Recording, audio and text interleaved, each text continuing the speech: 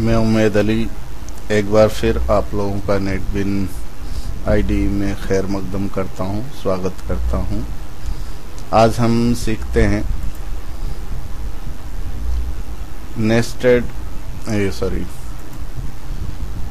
If else if ladder statement का डेमो। तो इसकी सहायता से अपन स्टूडेंट का ग्रेड कार्ड है वो बनाएंगे।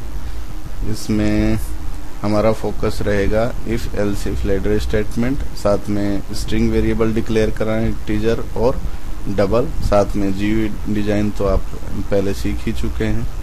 अब देखिए, सबसे पहले आपको बताते हैं कि if else if ladder statement का सिंटैक्स क्या है। तो इसमें ये देखिए, ये if else if ladder statement का सिंटैक्स है। इसमें सबसे पहले देखिए कंडीशन 1 है। एवरी कंडीशन के साथ इसके अंदर एक स्टेटमेंट दी हुई है। अगर कंडीशन 1 ट्रू होती है, स्टेटमेंट 1 एग्जीक्यूट होगा, बाकी सारे के सारे स्किप हो जाएंगे और हमारा कंट्रोल बाहर निकल जाएगा इससे। अगर कंडीशन 1 फॉल्स है तो स्टेटमेंट 1 स्किप हो जाएगा, दूसरी कंडीशन चेक करेगा। अगर ये कंडीशन ट्रू हो जाती है तो स्टेटमेंट 2, अगर ये कंडीशन भी फॉल्स है तो फिर स्टेटमेंट 3। इस तरह से जितनी भी कंडीशन हमने दी हुई है वो 1 बाय 1 चेक करेगा और जहां पर भी हमारा कंडीशन ट्रू हो जाएगी वहीं से इस कंट्रोल से बाहर आ जाएगा। अगर कोई भी कंडीशन ट्रू नहीं होती है देन लास्ट में एल्स के बाद ये जो डिफॉल्ट स्टेटमेंट है ये एग्जीक्यूट करेगा। ठीक है, इसी तरह से इस डायग्राम के अंदर देखिए आप कि फर्स्ट कंडीशन अगर ट्रू तो ये स्टेटमेंट एग्जीक्यूट होना है और इस रास्ते से ये बाहर आ जाएगा। अगर फर्स्ट कंडीशन ट्रू नहीं होती तो ये सेकंड कंडीशन चेक करेगा। अगर ये ट्रू होती है तो ये स्टेटमेंट एग्जीक्यूट करेगा और इस रास्ते से बाहर। अगर ये भी ट्रू नहीं होती है then it will check third condition, then third अगर ट्रू है तो third statement will be executed और इस रास्ते से ये बाहर आ जाएगा। और फाइनली अगर कोई भी कंडीशन ट्रू नहीं है तो लास्ट के अंदर ये डिफॉल्ट स्टेटमेंट है ये एग्जीक्यूट करेगा और इस रास्ते से बाहर आ जाएगा। तो इसी को हम एक एग्जांपल के द्वारा समझते हैं। तो इसमें देखिए कि अगर स्टूडेंट की परसेंटेज 75 या उससे ज्यादा है तो उसकी डिवीजन में हम ऑनर स्टोर कर देंगे। एल्स इफ अगर परसेंटेज 60 और उससे ज्यादा है लेकिन 75 से कम है तो उसकी डिवीजन में हम फर्स्ट स्टोर करेंगे। एल्स इफ अगर परसेंटेज 45 से ज्यादा या 45 के बराबर है लेकिन 60 से कम है तो उसकी डिवीजन में हम सेकंड स्टोर करेंगे। एल्स इफ अगर परसेंटेज 33 से ज्यादा या उसके बराबर है लेकिन 45 से कम है तो उसकी डिवीजन के अंदर हम पास लिखेंगे। अगर ये कोई भी कंडीशन फुलफिल नहीं होती है तो लास्ट के अंदर डिफॉल्ट स्टेटमेंट में हम फेल स्टोर करेंगे जो एल्स के बाद लिखा। ठीक है, तो चलिए अब नेटबिन आईडी पे आते हैं और एक नया प्रोजेक्ट बनाते हैं। नेक्स्ट, यहाँ पर स्टूडेंट ग्रेड लिख दीजिए प्रोजेक्ट का नाम और ये चेक हटा दीजिए, फिनिश कर दीजिए।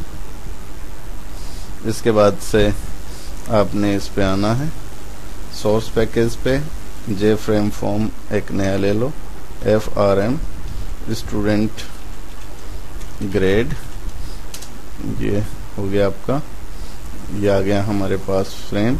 अब इसके अंदर सबसे पहले लेबल हमने लिया, ये टाइटल के लिए ले लीजिए। फिर उसके बाद स्टूडेंट का रोल नंबर, ये स्टूडेंट का नेम, फिर बाद में ये स्टूडेंट के मार्क्स 1 के नंबर, ये मार्क्स 2 के नंबर, ये मार्क्स 3 के नंबर, ये टोटल और परसेंटेज और ये आपका डिवीजन। ठीक है, ये इतने लेबल हमने ले लिए। जितने लेबल लिए उतनी टेक्स्ट फील्ड ले लीजिए, एक कम उससे। रोल नंबर के लिए स्टूडेंट के नेम के लिए स्टूडेंट के सब्जेक्ट 1, फिर सब्जेक्ट 2, सब्जेक्ट 3, फिर टोटल, परसेंटेज और डिवीजन। ठीक है, अब इसके अंदर जो है आप ये ले लीजिए ओके बटन, एक कैलकुलेट करने के लिए ले लीजिए, एक क्लियर करने के लिए ले लीजिए और एक एग्जिट करने के लिए ले लीजिए। हो गया। अब ये कैप्शंस हैं, ये कर लीजिए। यहाँ पर स्टूडेंट्स ग्रेड कार्ड, ठीक है, यहाँ रोल नंबर, यहाँ पर हो गया नेम, नेम के बाद ये आप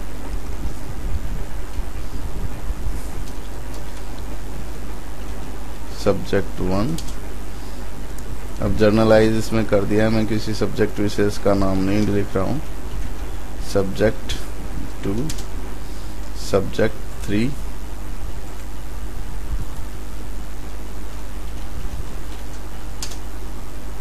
सॉरी सब्जेक्ट 3 करना, सब्जेक्ट 3, फिर उसके बाद टोटल, फिर उसके बाद परसेंटेज,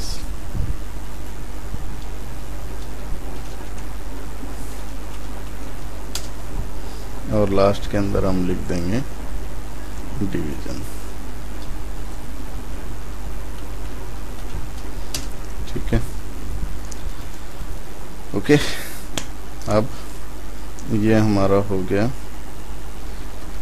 कैलकुलेट, ये हमारा हो गया क्लियर, और ये हमारा हो गया एग्जिट। ठीक है जी।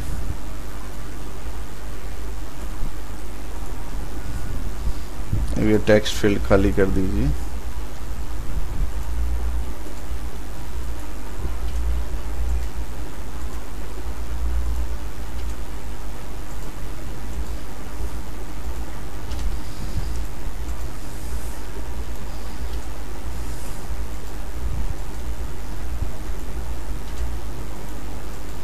ये टेक्स्ट फील्ड खाली कर दीजिए। अब जितने भी टेक्स्ट फील्ड हैं इसकी एक ही साइज जो है आप ले लीजिए, और उसकी उसी की कॉरस्पॉन्डिंग साइज है वो सारी आप सिलेक्ट कर लीजिए उनको। हो गया सिलेक्ट, राइट क्लिक कीजिए, सेम साइज पे आइए और विड्थ। ठीक है,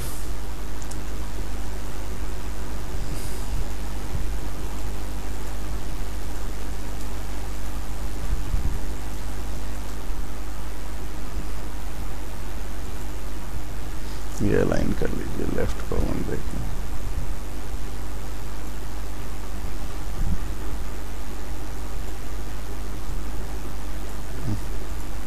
हो गया। अब इसके अंदर हम कैलकुलेट बटन की कोडिंग करते हैं।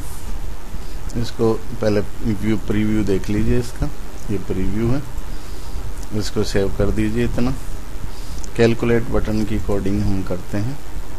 ये यहाँ पर टाइम बचाने के लिए मैंने क्या किया, कोडिंग पहले ही करी हुई है, तो ये नोटपैड के अंदर से ये कोडिंग ले लीजिए।